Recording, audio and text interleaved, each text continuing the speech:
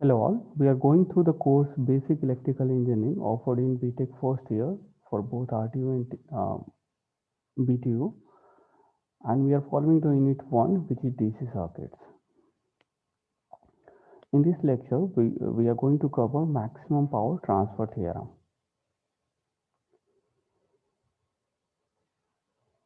Actually, in case of amplifiers and in most of the communication circuits such as radio receivers and transmitter, it is often desired that load should receive maximum power from the source. Okay, and at that place this maximum power transfer theorem helps. So as per this maximum power transfer theorem, a load resistance will receive maximum power from a circuit when the resistance of load is exactly same as Thevenin or Norton resistance looking back at the circuit. It means if load resistance RL is equal to Thevenin resistance, which is equal to Norton resistance, then load will receive maximum power. So this is the maximum power transfer condition. RL should be equal to RTH, and we know that RTH, RN both are equal. And how much would be the maximum power? So the maximum power will be equal to ETH square upon 4 RTH. If we'll talk about Thevenin equivalent circuit, if you are going to talk about Norton equivalent circuit, then it is IN square into RN upon 4. Okay, so the maximum power which uh, a load is going to receive is equal to E square upon 4 R in case of Thevenin, where E is the Thevenin voltage, R is what? Thevenin resistance, and in case of Norton, it is current square multiply with Norton resistance upon 4. Now let's prove this theorem. So consider a Thevenin equivalent circuit. The same thing can be done with the Norton equivalent also. So if we are taking Thevenin equivalent circuit, so how much is the power across this resistive load? If this is the Thevenin equivalent circuit, so this power can be calculated, this PL can be calculated with the help of voltage across it and resistance value. So we know that power is going to be equal to voltage across the load square upon RL. Now, how much will be this voltage VL? So, to calculate the voltage of VL, what we have to do? We have to apply the voltage divider rule. Okay. So, since we are calculating the value of voltage across RL, so it should be written at the top. Then total resistance, so RL plus RTH, and multiply this with the applied potential. Okay, that is the ETH. Okay. So the same thing is written over here. So this is the VL. So VL square upon RL. If we solve it, this RL will be cancelled out. So finally we are going to have one RL will be cancelled out from this place, not two because it is square. So one RL will be cancelled out. So finally we are having ETH square. One RL has been finished, so we'll remain with a single RL upon RL plus RTH whole square. Okay. Now to find out maximum power, what we have to do? We have to differentiate this load power with respect to load resistance value, and then after we are going to equate 0. It is same as what we do in case of mathematical question related to maxima and minima. Okay, since we have division kind of equation, so we have to use this rule to find out the differentiation.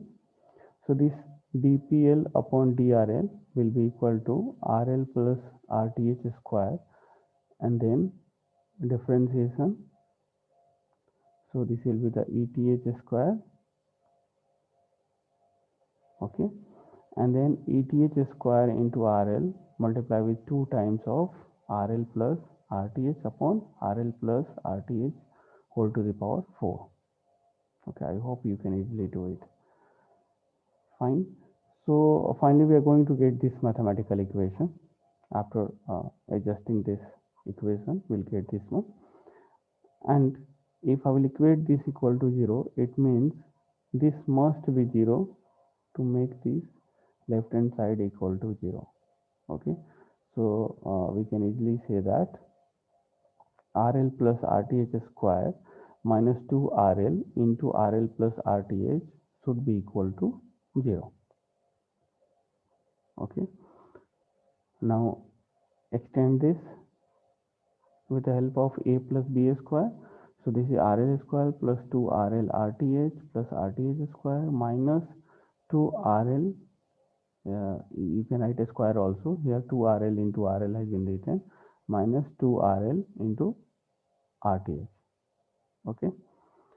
So this 2RL, this will be cancelled out. So what will remain with RTH square, and this is the 2RL square typically, and here we have RL square. So and this is with the minus sign, so we'll remain with minus RL square. So finally we are going to get the equation RL should be equal to RTH. So this is the maximum power transfer theorem. Okay, we know that this RTH is equal to RN also. So for the Norton equivalent, we can easily write if RL is equal to RN or RL equal to RTH in case of Thevenin, then maximum power will be transferred to this particular load. Now see the question. This question we have already solved in the Thevenin equivalent circuit.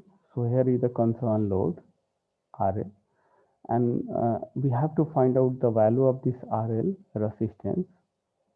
Okay, so that maximum power will be transferred to this resistive load. Okay, so in the first step we have to find out Thevenin equivalent circuit. So we have already calculated the Thevenin equivalent circuit, and it is equal to ETH equal to minus 28, and that's why polarity of this battery is downside, and RTH equal to 24, and this is the RL. So as per the maximum transfer theorem, we know that RL should be equal to this RTH. So RL should be equal to RTH, which is equal to 24 ohm. So this is the value of RL. And how much maximum power will be delivered? So maximum power equal to ETH square upon 4 RTH. So ETH is what? 28 square upon 4 into 24, and that is going to produce 8.17 watt. So if I will change the RL, either I am going to increase the RL or I am going to decrease the RL, then the power will be less than this value. In both the cases, when we are increasing or decreasing, power will be less than 8.17 watt.